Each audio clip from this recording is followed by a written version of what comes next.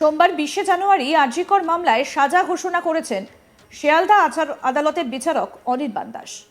এদিন সঞ্জয় রায়কে চরম শাস্তি দেননি বিচারক, তাকে আমৃত্যু কারাবাসের নির্দেশ দিয়েছেন।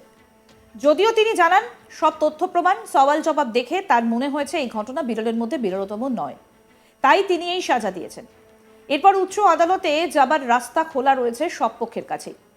এদিকে এই রায়ের পরই চর্চায় এসেছেন সঞ্জয় রায়ের দুই আইনজীবী কবিতা সরকার ও সেজুতি চক্রবর্তী। নিজের মক্কেলকে বাঁচাতে কোর্টরুমে সোমবার জোরালো সওয়াল করেছেন সেজুতি। অথচ এই সেজুতি চক্রবর্তী আবার আর.জি. করের ঘটনার প্রতিবাদে রাত দখলের কর্মসূচিতে অংশ নিয়েছিলেন। কিন্তু আজ তাক বাংলা এক্সক্লুসিভ সাক্ষাৎকারে তিনি জানালেন, তিনি একজন পেশাদার হিসেবেই তার মক্কেল সঞ্জয় রায়ের হয়ে আদালতে সওয়াল করেছেন। দুটো গুলিয়ে ফেললে চলবে না। কি বলছেন সঞ্জয়ের আইনজীবী সেজুতি চক্রবর্তী? তার সঙ্গে কথা বলেছেন আমাদের প্রতিনিধি রাজেশ সাহা। আসুন শোনাই। সঞ্জয়ের হয়ে দাঁড়িয়ে তার যাতে মৃত্যুদণ্ড না হয় তার জন্য সওয়াল করেছেন। আমি জানি এটা আপনার পেশা, কিন্তু আমি বলছি যে কোথাও একটা দ্বন্দ্ব কখনো মনের মধ্যে কাজ করেনি? না, সেটা কাজ করেনি, কারণ দ্যাট ইজ দ্য প্রফেশন।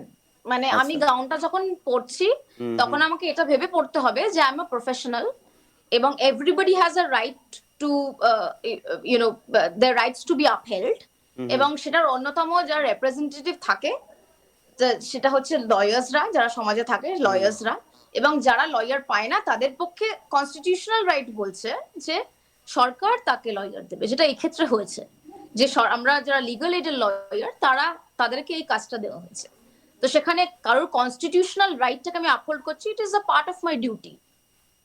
এবং যে কোনো সিভিলাইজড সোসাইটিতে সবারই রাইট থাকে নিজের পক্ষটা পেশ করার, এবং অফকোর্স জাজমেন্ট হয়েছে এবং I bow down to that judgment, there is no doubt about it. আজকের জাজমেন্টে আপনি কি খুশি? আমার কোনো ফিলিং হওয়া উচিত নয়। I have done my job, আর আমার কাজটা শেষ হয়ে গেছে, আর আমার কোনো কাজ নেই। এবং এরপরে আপনি এতদিন ধরে পরিশ্রম করেছেন, আপনি আপনার দায়িত্ব পালন করেছেন, কিন্তু দিনের শেষে যখন পানিশমেন্টটা সামনে হলো, আপনি কি স্যাটিসফাইড এই জাজমেন্টে?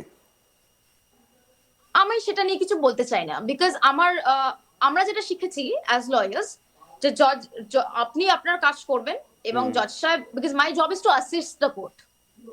ঠিক আছে, কোর্ট প্রসিকিউশন যেমন কোর্টকে অ্যাসিস্ট করছে যাতে জাস্টিসের দিকে আমরা পৌঁছতে পারি, সেরকম ডিফেন্স এবং ডিফ্যাক্টো ইত্যাদি সবাই কোর্টকে সিমিলার ভাবে অ্যাসিস্ট করছে যাতে জাস্টিস, হাউএভার ওয়ান ইন্টারপ্রেটস ইট, সাবজেক্টিভ ব্যাপারটা, জাস্টিস যাতে সার্ভ হয়।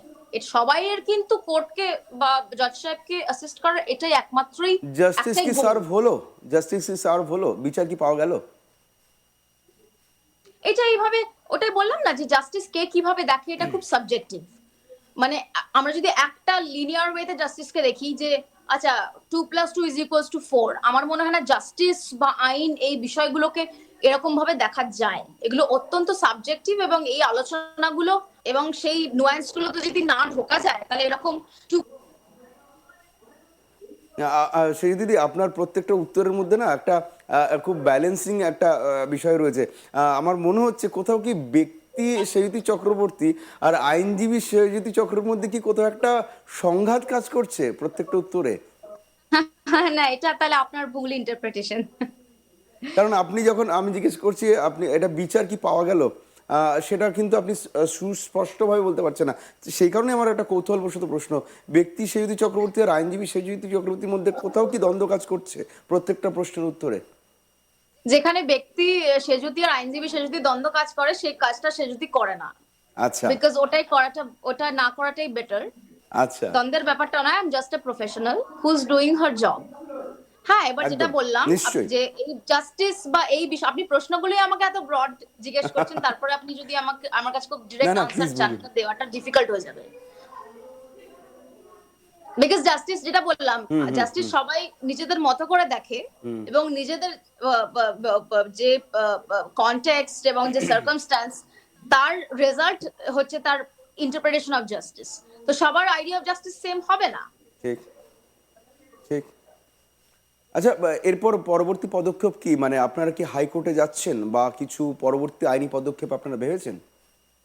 হ্যাঁ, অ্যাগ্রিভড যখন একজন কেউ হন কোনো ট্রায়াল কোর্টের জাজমেন্টে, তার যেমন রাইট আছে আপার কোর্টে যাওয়া, সিমিলারলি একজন যে অ্যাকিউজ থেকে কনভিক্ট হয়ে যাচ্ছেন তার রাইট আছে, সে আপিল করতে পারে ইন দ্য হায়ার কোর্ট।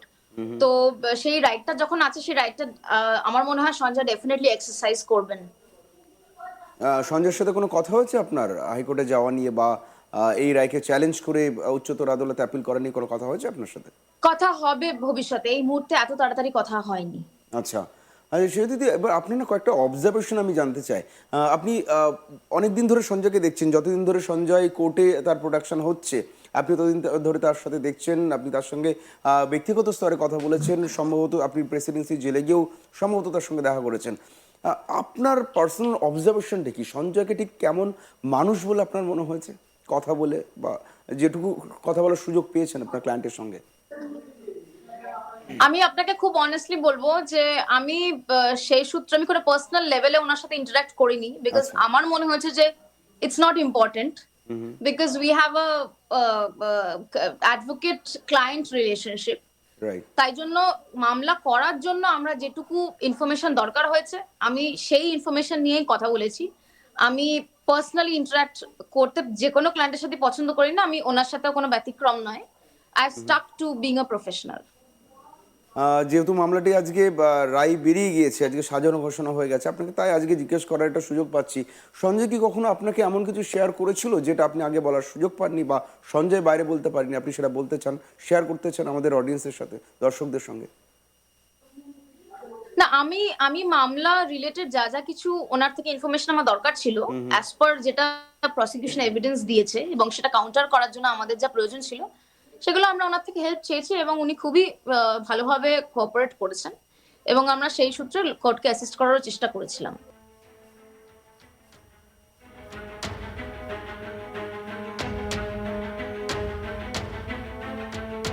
সোমবার 20শে জানুয়ারি আরজিকর মামলায় সাজা ঘোষণা করেছে শিয়ালদা আদালতের বিচারক অনির্বাণ দাস।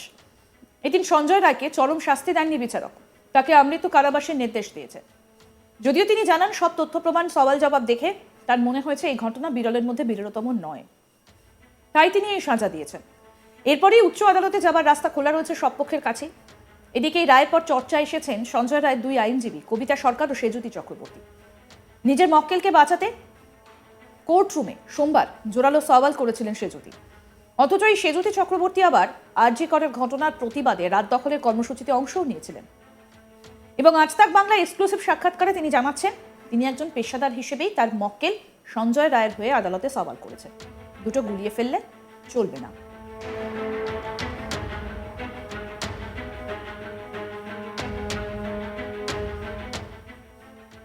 আরো আপডেট পেতে দেখতে থাকুন আজ তাক বাংলা, সাবস্ক্রাইব করুন, নোটিফিকেশন পেতে বেল বাটন অপশন প্রেস করুন, হোয়াটসঅ্যাপে ফলো করুন আজ তাক বাংলা, ভিডিওটা লাইক করুন, শেয়ার করুন, কমেন্ট করুন।